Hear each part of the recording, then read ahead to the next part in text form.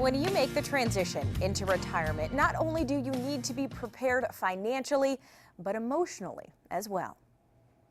The transition was not immediate, and the transition itself took place inside, within.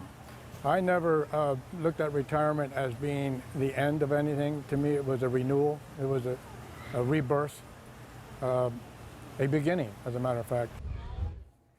All right, and as we do every Monday, we have Greg and Kristen Taylor from Legacy Retirement Group with us. First of all, Kristen, you are the best dressed woman I have seen today. Cleveland born and raised. I love it. We had to I show know. the love. Right? We had to have a little bit of that today, so I'm glad you could bring it to the couch. All right, let's talk about the gentleman we just heard from. He has I would call it a really profound way of looking at retirement.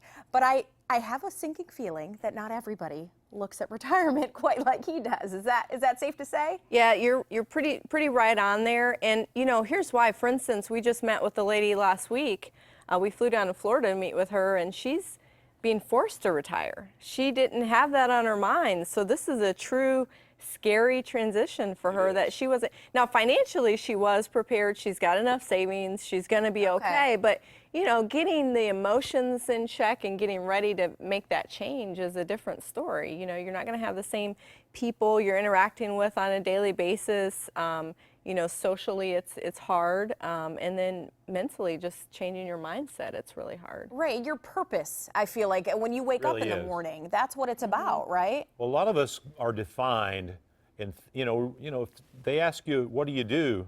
You don't necessarily say I'm a mother or I'm a sister or a daughter. You say I am a television talk show host, right? Or you know, I'm a financial advisor. So we identify ourselves by what our careers are, and sometimes it's hard to transition emotionally. But what we find, the emotions are held in check a little bit as long as we do have a good, solid financial plan. Because that number one concern that we hear over and over again is simply, do I have enough? Am I going to run out during my retirement? So once we have that part of it down, we have an income generating plan in place.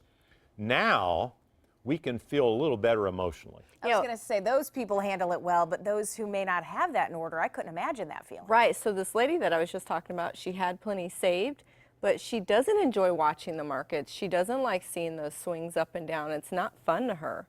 And so when she gets that in order and knows she's going to be okay and not have to take those emotional swings of the roller coaster we call the stock market, then things become a little more, they come in a little bit more, you know, it brings it down home and makes you feel a little more confident. Well, think about it like this, because she had saved about $2 million, so she'd done a really good job. But she said, do I have to go back to work? Am I going to be okay? I mean, emotionally, she was a wreck. And then by the time we spent, maybe 4.5 hours with her on Friday, and by the time we left her home, there near Miami, by the time we left her home, she's like, wow, I'm going to be okay. I'm good. Yes. Right.